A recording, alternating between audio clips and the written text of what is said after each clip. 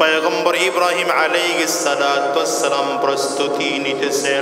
সন্তান ইসমাঈল বাবার জন্য প্রস্তুতি না। আমিও আল্লাহর মহব্বত জমিন থেকে বিদায় হয়ে যাব।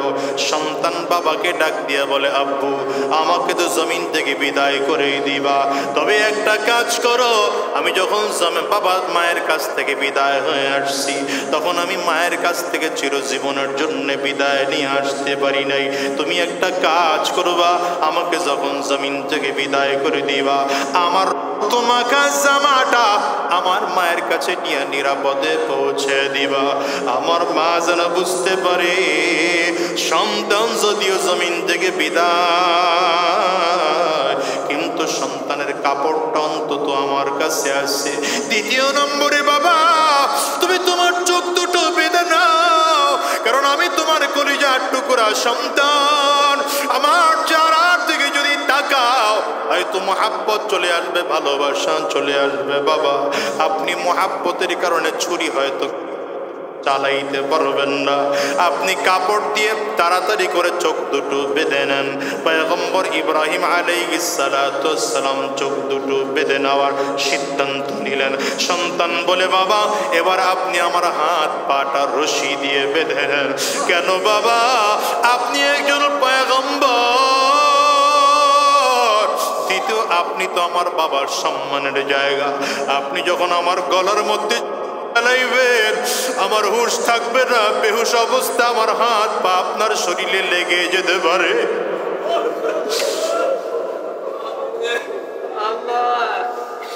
আপনার শরীরের মধ্যে পা লাগানো হাত লাগানো এটা বেয়াদবি হয়ে যেতে পারে। আমার হাত আর পা যেন আপনার শরীরের মধ্যে না লাগে, আপনি রশি দিয়ে আমার হাত পা বেঁধে নেন। হাত পা বেঁধে নেওয়া হলো, চোখ দুটো পয়গম্বর ইব্রাহিম আলাইহিস সালাম বেঁধে নিলেন।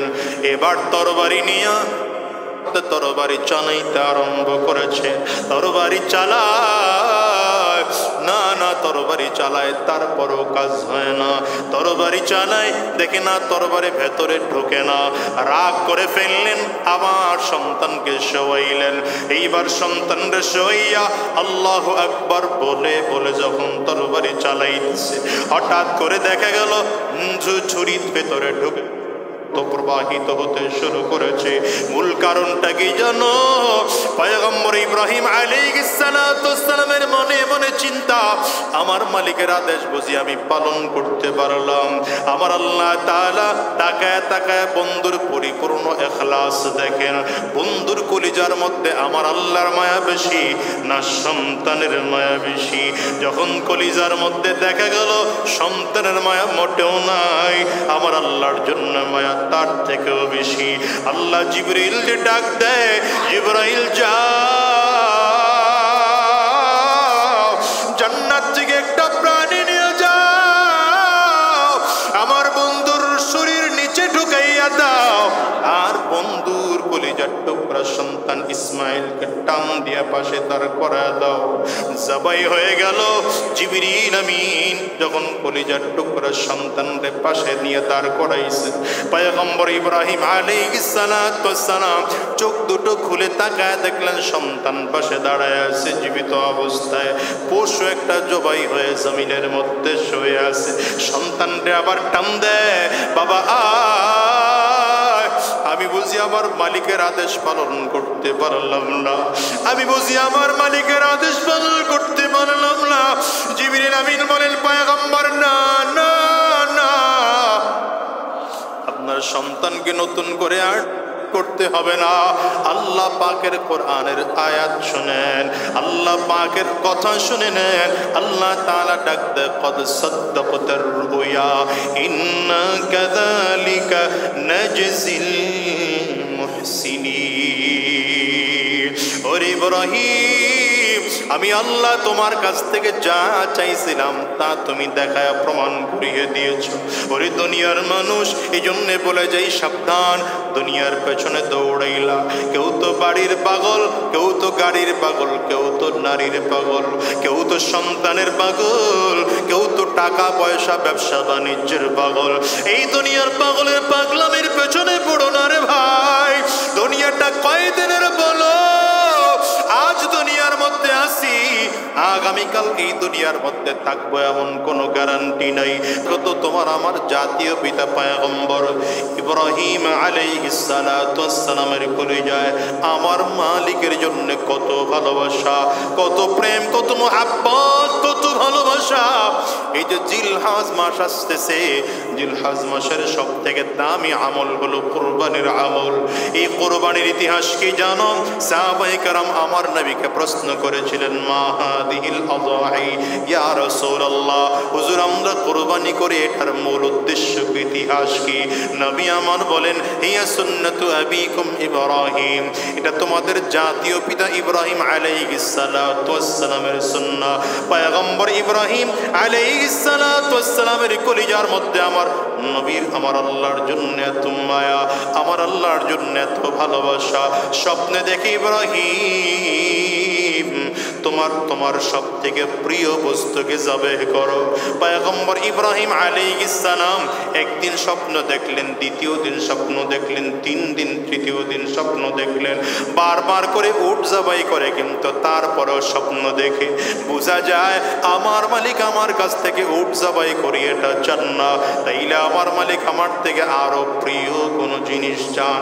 পয়গম্বর ইব্রাহিম আলাইহিস সালাম মনে মনে চিন্তা করলেন, মনে হয় তাইলে আমার কাছে আমার মালিক আমার সন্তানকে বিদায় দিতে চান।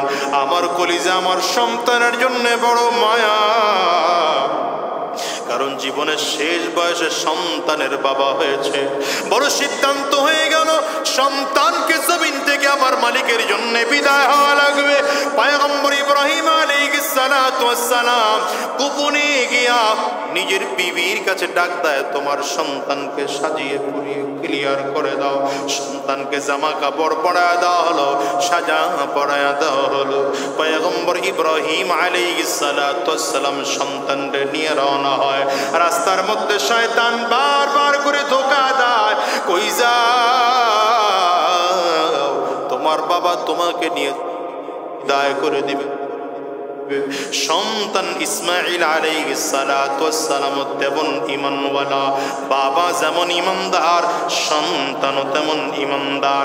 বারবার করে ডাক দেয়, আব্বু। শয়তান আমাকে ধোঁকা দেয়, বলে টেনশন করো না, পাথর নিক্ষেপ করো, শয়তান দূর হয়ে যাবে। কাছাকাছি গেলেন, জায়গায় গিয়ে সন্তানদের ডাক দেয়, ইয়া বুনাইয়া ইন্নী আরা ফিল মানাম আন্নী আযবাহুকা ফানজুর মাযা তারা।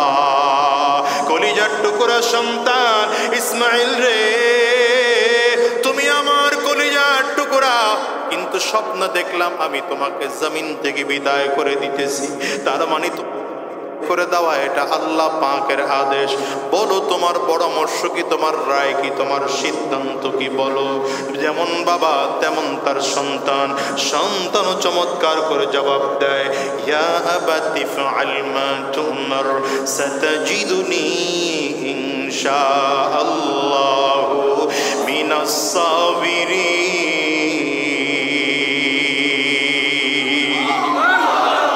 বাবা মতামত জিজ্ঞাসা করে লাভ নাই, কেন আবার মতামত জিজ্ঞাসা করবেন? আল্লাহ আপনাকে আদেশ করেছেন আমাকে জমিন থেকে বিদায় করে দিতে, আপনি আপনার কাজ আরম্ভ করে দেন, আমাকে জমিন থেকে বিদায় করে দেন করে আমাকে আল্লাহ পাকের আদেশ পালন করেন। পয়গম্বর ইব্রাহিম আলাইহিস সালাতু ওয়াস সালাম প্রস্তুতি নিতেছেন। সন্তান ইসমাঈল বাবার জন্য প্রস্তুতি নেয়, আমিও আল্লাহর মহব্বতে জমিন থেকে বিদায় হয়ে যাব। সন্তান বাবাকে ডাক দিয়ে বলে, আব্বু আমাকে তো জমিন থেকে বিদায় করেই দিবা, তবে একটা কাজ করো, আমি যখন বাবা মায়ের কাছ থেকে বিদায় হয়ে আসছি, তখন আমি মায়ের কাছ থেকে চিরজীবনের জন্য বিদায় নিয়ে আসতে পারি নাই। তুমি একটা কাজ করবা, আমাকে যখন জমিন থেকে বিদায় করে দিবা, আমার তোমাকে জামাটা আমার মায়ের কাছে নিয়ে নিরাপদে পৌঁছে দিবা। আমার মা যেন বুঝতে পারে সন্তান যদিও জমিন থেকে বিদায়, কিন্তু সন্তানের কাপড়টা অন্তত আমার কাছে আছে। দ্বিতীয় নম্বরে বাবা তুমি তোমার চোখ দুটো বেঁধে নাও, কারণ আমি তোমার কলিজার টুকরা সন্তান। আমার চেহারার দিকে যদি তাকাও, হয়তো মোহাব্বত চলে আসবে, ভালোবাসা চলে আসবে। বাবা, আপনি মোহাব্বতের কারণে ছুরি হয়তো চালাইতে পারবেন না, আপনি কাপড় দিয়ে তাড়াতাড়ি করে চোখ দুটো বেঁধে নেন।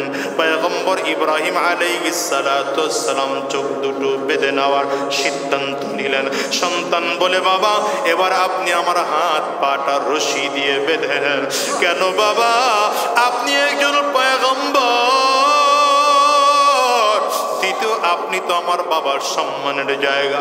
আপনি যখন আমার গলার মধ্যে চালাইবেন, আমার হুঁশ থাকবে না, বেহুশ অবস্থা আমার হাত পা আপনার শরীরে লেগে যেতে পারে।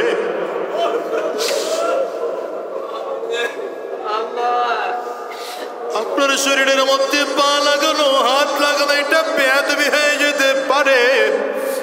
আমার হাত আর পা যেন আপনার শরীরের মধ্যে না লাগে, আপনি রশি দিয়ে আমার হাত পা বেঁধে নেন। হাত পা বেঁধে নেওয়া হলো, চোখ দুটো পয়গম্বর ইব্রাহিম আলাইহিস সালাম বেঁধে নিলেন। এবার তরবারি নিয়ে তরবারি চালাইতে আরম্ভ করেছে। তরবারি চালায় না না, তরবারি চালায়, তারপরও কাজ হয় না। তরবারি চালায়, দেখে না তরবারি ভেতরে ঢোকে না। রাগ করে ফেললেন, আবার সন্তানকে শোয়াইলেন। এইবার সন্তানকে শোয়াইয়া আল্লাহু আকবার বলে বলে যখন তরবারি চালাইছে, হঠাৎ করে দেখা গেল ছুরির ভেতরে ঢুকে তো প্রবাহিত হতে শুরু করেছে। মূল কারণটা কি জানো? পয়গম্বর ইব্রাহিম আলাইহিস সালাতু ওয়াস সালামের মনে মনে চিন্তা, আমার মালিকের আদেশ বুঝি আমি পালন করতে পারলাম। আমার আল্লাহ তাআলা তাকায় তাকায় বন্ধুর পরিপূর্ণ ইখলাস দেখেন। বন্ধুর কলিজার মধ্যে আমার আল্লাহর মায়া বেশি না সন্তানের মায়া বেশি? যখন কলিজার মধ্যে দেখা গেল সন্তানের মায়া মোটেও নাই, আমার আল্লাহর জন্য মায়া তার থেকেও বেশি। আল্লাহ জিবরাইলকে ডাক দেয়, জিবরাইল যাও, জান্নাত থেকে একটা প্রাণী নিয়ে যাও, আমার বন্ধুর শরীর নিচে ঢুকাইয়া দাও, আর বন্ধুর কলিজার টুকরা সন্তান ইসমাইলকে টান দিয়া পাশে তার করা দাও। জবাই হয়ে গেল। জিবরিল আমিন যখন কলিজার টুকরা সন্তানরে পাশে নিয়ে দাঁড় করাইছে, পয়গম্বর ইব্রাহিম আলাইহিস সালাতু ওয়াস সালাম চোখ দুটো খুলে তাকায় দেখলেন সন্তান পাশে দাঁড়ায় আছে জীবিত অবস্থায়। পশু একটা জবাই হয়ে জমিনের মধ্যে শুয়ে আছে। সন্তানরে আবার টান দেয়, বাবা আয়, আমি বুঝি আমার মালিকের আদেশ পালন করতে পারলাম না, আমি বুঝি আমার মালিকের আদেশ পালন করতে পারলাম না। জিবরিল আমিন বলেন, পয়গম্বর না না না, আপনার সন্তানকে নতুন করে আর করতে হবে না। আল্লাহ পাকের কোরআনের আয়াত শুনেন, আল্লাহ পাকের কথা শুনে নেন। আল্লাহ তাআলা ডাক দেয়, কদ সাদ্দাকতার রুয়া ইন্না কাযালিকা নাজজিল মুহসিনিন। ওরে ইব্রাহিম, আমি আল্লাহ তোমার কাছ থেকে যা চাইছিলাম তা তুমি দেখায় প্রমাণ করিয়ে দিয়েছো। ওরে দুনিয়ার মানুষ, এই জন্যে বলে যাই সাবধান, দুনিয়ার পেছনে দৌড়াইলা, কেউ তো বাড়ির পাগল, কেউ তো গাড়ির পাগল, কেউ তো নারীর পাগল, কেউ তো সন্তানের পাগল, কেউ তো টাকা পয়সা ব্যবসা বাণিজ্যের পাগল। এই দুনিয়ার পাগলের পাগলামের পেছনে পড়ো না রে ভাই। দুনিয়াটা কয়দিনের বলো? আজ দুনিয়ার মধ্যে আসি, আগামীকাল এই দুনিয়ার মধ্যে থাকবো এমন কোনো গ্যারান্টি নাই। বরঞ্চ দুনিয়া আসার সিরিয়াল আছে, যাওয়ার কিন্তু কোনো সিরিয়াল নাই রে বাবা। এই দুনিয়া আসার সময় আগে দাদা আসে, এরপরে বাবা আসে, এরপরে সন্তান আসে। যাওয়ার সময় এমন হয় এই দুনিয়ায় দাদা থাকে, বাবা জমিন থেকে বিদায় হয়, বাবা দুনিয়ায় থাকে, সন্তান জমিন থেকে বিদায় হয়। এমন হয় কি হয় না? আওয়াজ করে চিল্লায় বলেন। এই ময়দানটার দিকেও তাকাও, এই ময়দানের মধ্যে কত মানুষ এমন যেন আছে, মা হারিয়েছেন, কে যেন বাবা হারিয়েছেন, কে যেন নিজের কলিজার টুকরা সন্তানকে বিদায় করতে দেখেছেন। ও বাজান রে, একটু হাত তুলে দেখাও তো জীবিত অবস্থায় বাবা দুনিয়ায় বেঁচে আছে, সন্তান কাদের জমিন থেকে বিদায় হয়েছে, একটু হাতটা উঁচা করে দেখাও না ভাইরা। এ বাজান হাতগুলো তুলে রাখো, আমার ভাইরা তাকায় তাকায় দেখো এই মানুষগুলো হাত তুলেছে, এরা তো ঠিকই দুনিয়ার মধ্যে আছে, এদের বাবা সন্তান জমিন থেকে বিদায় হয়েছে, কারো ছেলে বিদায়, কারো মেয়ে বিদায়। বাজান এবার একটু হাত তুলে দেখান, কার কার ঘরে মা জমিন থেকে বিদায়, কার কার ঘরে বাবা জমিন থেকে বিদায়, হাতগুলো তুলে দেখাও।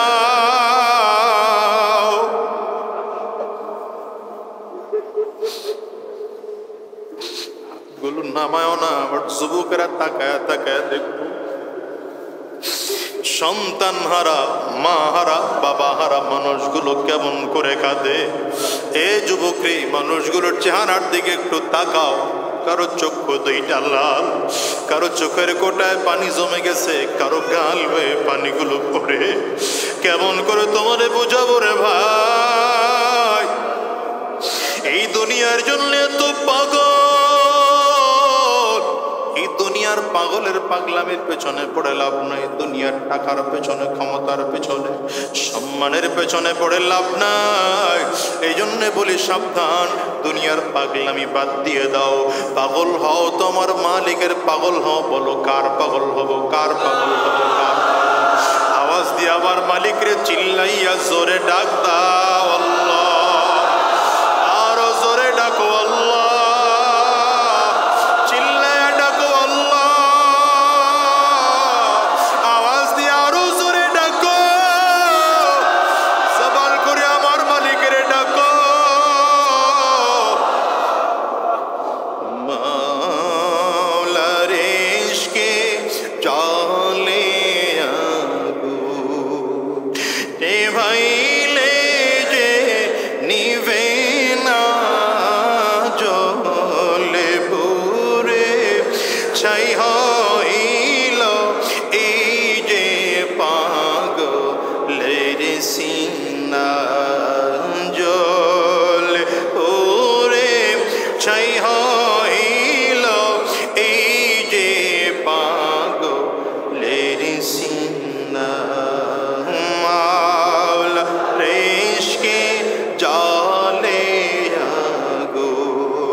নেভাইলে যে নিভে না জলে পড়ে, ছাই হইল এই যে পাগলের সিনা, জলে পড়ে ছাই হইল।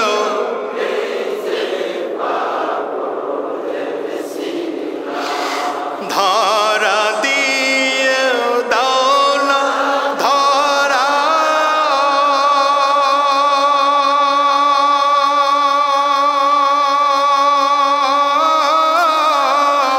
কাছে থেকেও দাও না সারা, ধরা দিয়ে দাও না ধরা,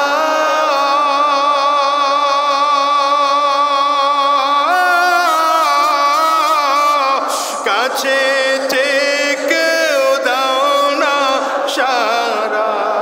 আমার এই বুকেতে বইছে খরা, এই বুকেতে বইছে খরা, না পাওয়ারি যাত না জলে পুরে, ছাই হইল এই যে পাগলের সিনা, জলে পুরে ছাই হইল এই যে পাগলের সিনা। বাজানরে মালিকের মুহাব্বত কলিজার মধ্যে ঢুকাইয়া আমার মালিকের কাছে চিরজীবনের জন্য ওয়াদা করো, আর হারাম রাস্তায় চলবো না, আর শয়তানি রাস্তায় চলবো না, গুনাহের পথে আর কদম বাড়াবো না, দ্বীনের পথে চলবো, কলিজার মধ্যে আমার মালিকের মুহাব্বত ঢুকাইব। কারা কারা ওয়াদা করতে তৈয়ার? যা করে আমার মালিকের বলো আওয়াজ দিয়ে জোরে বলো আল্লাহ। দয়ার মালিক,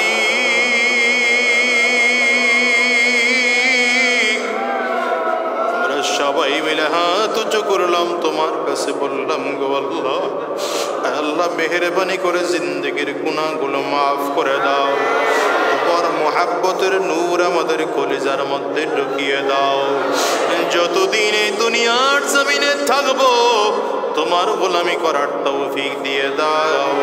জমিন থেকে যখন বিদায় হয়ে যাব তোমার পাক্কা সাচ্চা আশিক বানায় দিও। চিল্লা বলো আমিন। আওয়াজ দিয়ে আরো জোরে বলো আল্লাহুম্মা আমিন।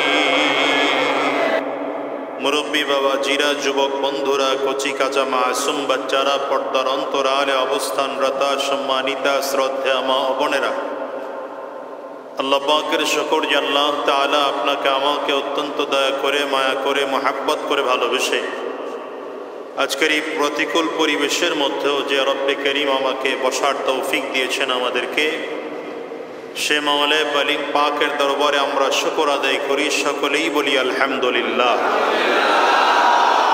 এই বক্সের বেসগুলো একটু কমায়, সাউন্ডটা একটু বাড়ায় বক্সের। প্রতিকূল আবহাওয়া, এই জন্য অনেকের মন খারাপ। মনে রাখবেন, বান্দার কাজ হলো চেষ্টা করা। সফল হব কি হব না এ দায়িত্ব বান্দার না, বান্দার কাজ চেষ্টা করা। তো আমাদেরও দায়িত্ব ছিল, মাহফিল কমিটির দায়িত্ব ছিল মাহফিলের সুন্দর আয়োজন করা। আমরা আলোচক বৃন্দ যারা আছি, আমাদের দায়িত্ব হলো মাহফিলের সময় মতো এসে উপস্থিত হওয়া। এখন আল্লাহ তাআলা যদি চান যে না, মাহফিলের তুলনায় বৃষ্টি হলে ফায়দা বেশি, তো আল্লাহ তাআলা বৃষ্টি দিবেন, তাতে বান্দার কিছু করার। তবে মুসলমান হিসেবে, মুমিন হিসেবে আমরা আল্লাহ পাকের কোন ফয়সালার উপরে অসন্তুষ্ট নই, বরঞ্চ আমরা আল্লাহ পাকের সবগুলো ফয়সালার উপরে 100% সন্তুষ্ট। না বলেন আলহামদুলিল্লাহ। দেখেন, আপনারা মাঠে আয়োজন করতে চাইছেন, আল্লাহ তাআলা আয়োজন ঢুকাই দিয়েছেন মসজিদে। মসজিদ হলো পৃথিবীর সব থেকে দামি জায়গা।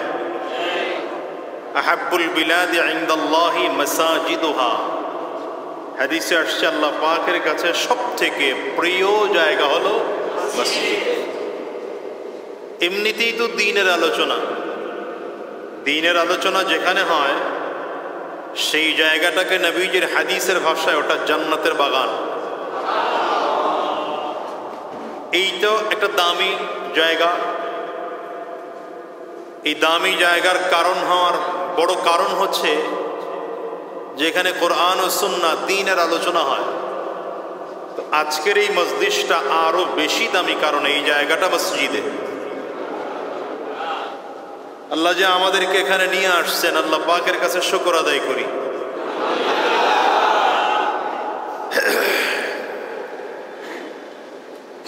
লম্বা আলোচনা নয়, খুব অল্প সময় কথা। হযরত শায়েখে চরমনাই খুব লম্বা আলোচনা করবেন, দিলের খোরাক নিয়ে বাড়িতে যাবেন ইনশাআল্লাহ। তবে আমাদেরকেও ধৈর্য ধারণ করে আল্লাহ তাআলা বসার তৌফিক দান করুন, বলেন আমিন।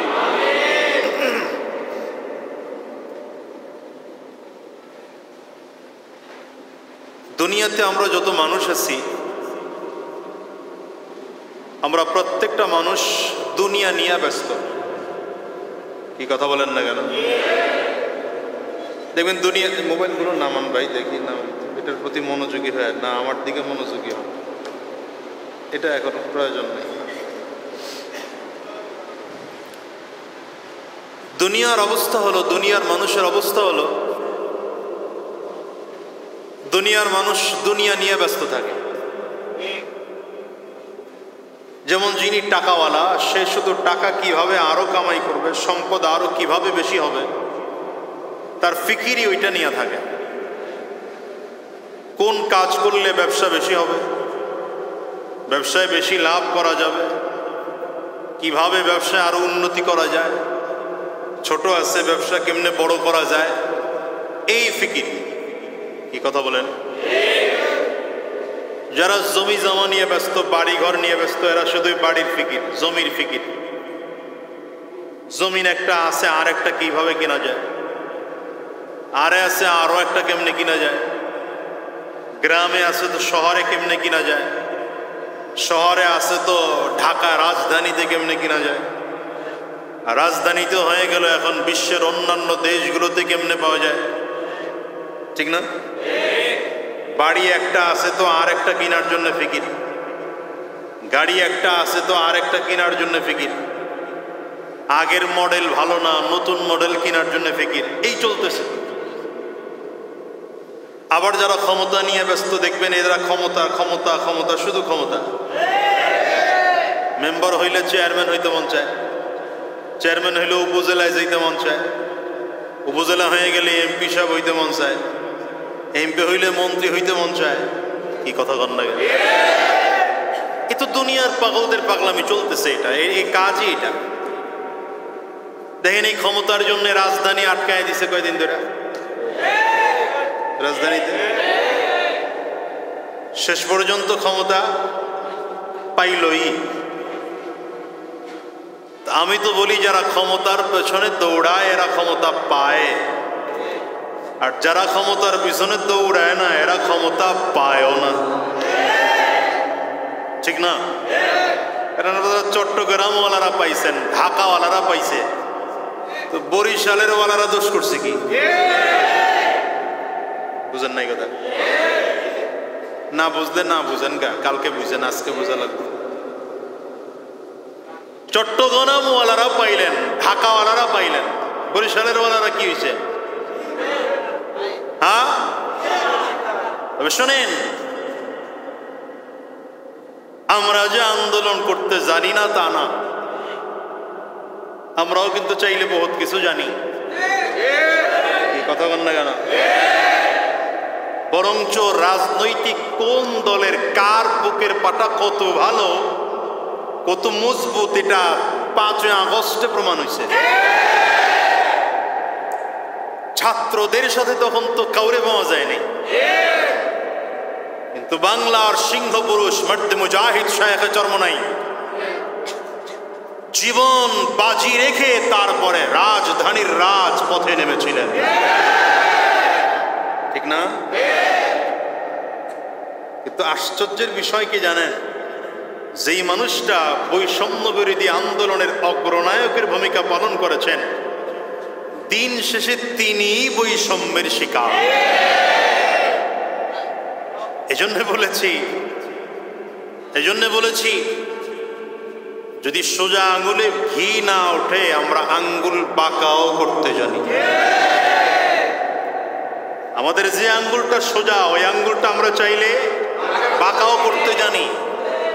যদি এমন হয় যে আমরা দেখি শায়েখে চরমনায়ের সাথে বৈষম্য করা হয়, বরিশালবাসীর সাথে বৈষম্য করা হয়, খুলনাবাসীর সাথে বৈষম্য করা হয়, তাহলে পরিস্থিতি এমনও হতে পারে যারা যমুনার সামনে গিয়ে দাবি আদায় করেছে, প্রয়োজনে বরিশালবাসীও যমুনার সামনে গিয়ে শায়েখে চরমনাইকে মেয়র ঘোষণা দিতে বাধ্য করবেন।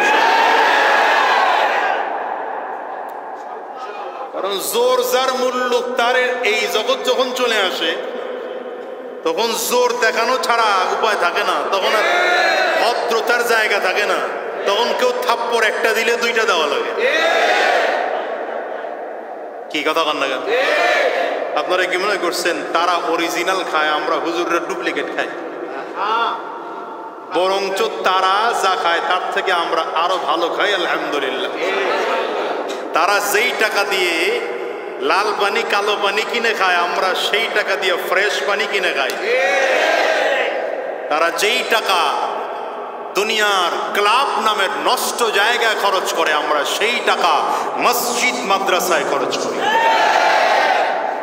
তাদের রক্তে ভেজাল থাকতে পারে, হুজুরদের রক্তে ভেজাল নাই, আলেমদের রক্তে ভেজাল না, ঠিক না? রাগ করলেন মনে হয়? শুরুতেই বইলা ফেলাইলাম। তো এই ক্ষমতা ক্ষমতার পেছনে যারা দৌড়ায় শুধু ক্ষমতা নিয়ে ব্যস্ত, টাকার পিছনে তারা দৌড়ায় টাকা নিয়ে ব্যস্ত, বাড়ি গাড়ির পেছনে যারা দৌড়ায় বাড়ি গাড়ি নিয়ে ব্যস্ত, ঠিক না ঠিক? রেজাল্ট কি? রেজাল্ট কি?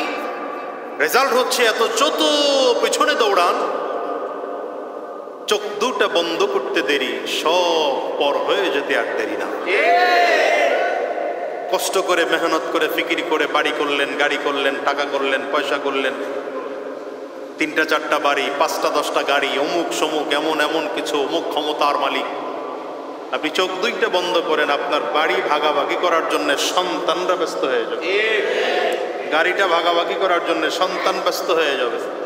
যেই সন্তানের জন্য আপনি এত মেহনত করেছেন, এত পরিশ্রম করেছেন, তো শ্রম দিয়েছেন যেই সন্তানের জন্য, সেই সন্তান বছরকে বছর চলে যাবে, আপনাকে মনেও করবে না।